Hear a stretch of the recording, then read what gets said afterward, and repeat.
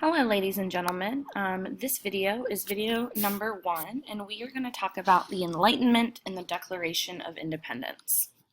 So your objectives for this video is that you can describe key ideas of the Enlightenment, including concepts of natural rights and social contract, and you can make connections between the Declaration of Independence and those theories. So, the Enlightenment was from about 1600 to 1800, and it's a period in European history when many new ideas about government, human nature, and religion were established.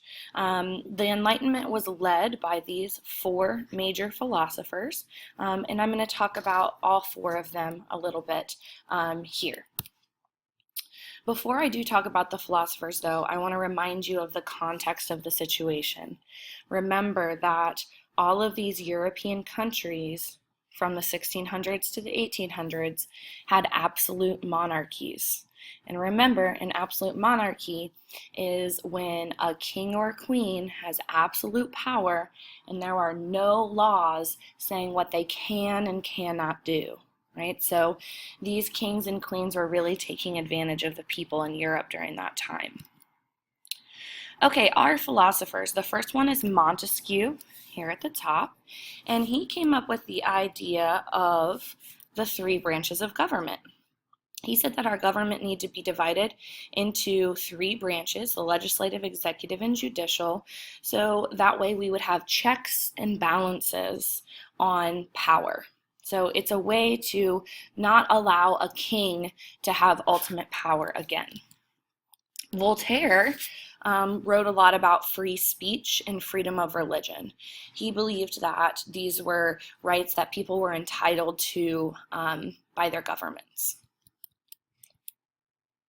Rousseau and John Locke are kind of our 2 big philosophers because they pioneered the ideas of social contract and natural rights.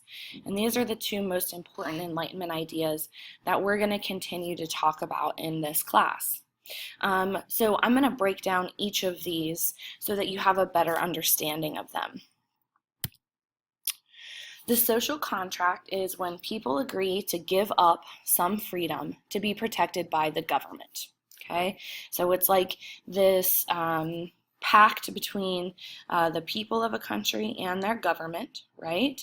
And the idea behind it is the government is supposed to protect the rights of the people. Okay, and since they do that, the people give the government power. So that's kind of the basic situation here. But when the government isn't protecting the people, right? So if the government misuses their power against the people, then the people have the right to overthrow their government. So this was pioneered by John Locke, and he basically was writing and saying, if our government is not taking care of us, then we need to get rid of that government. He also came up with the idea of natural rights, and natural rights are the same things as human rights. They're basic rights that all people are born with, and they should be protected by our governments. So John Locke first stated this, and he said that natural rights were life, liberty, and property. And then you probably know the more familiar example of Thomas Jefferson writing it, and he wrote life, liberty, and the pursuit of happiness for our natural rights in the United States. So that leads us here to the Declaration of Independence. The Declaration of Independence is the best breakup letter of all time. And that's basically what it is. It is the colonies of the United States.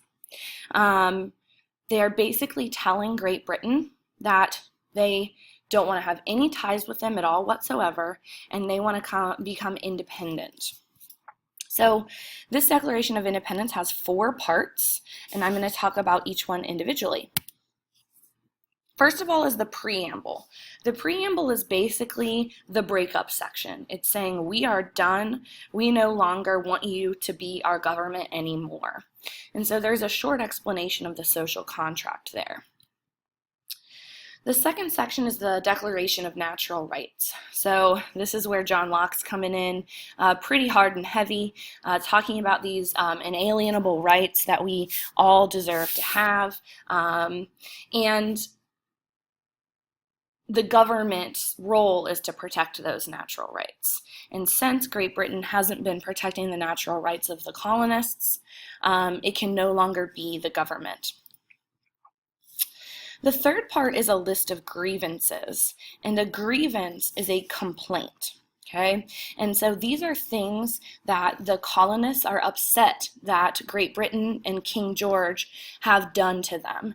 So some examples are taxation without representation, right? They were taxed by Great Britain, but they weren't represented in the government, as well as Great Britain forced colonists to quarter soldiers, meaning soldiers were supposed to stay in colonist homes.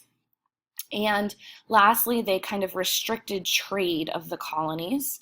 And Great Britain made all of the laws for the colonies, even though the colonists wanted to make their own. Lastly is the Resolution of Independence, and this is basically kind of their final conclusion saying, since you violated the social contract and our natural rights, we've listed all of these things that we dislike about what you've done to us, so now we are declaring ourselves free and independent. That's the term that they used. And this is where the United States is finally established as its own country.